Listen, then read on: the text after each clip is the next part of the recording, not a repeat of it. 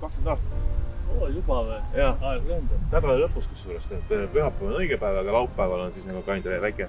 Kas see on siis see, kui notaris käidi või see, kui koosolek? Koosolek oli, jah. Jaa, muidugi. Aga just, et pidime tähistama suure peo ja gaalaga, kuhu me tahtsime kõik kohale kutsuda, aga et praegu sükast asja vist ei tee.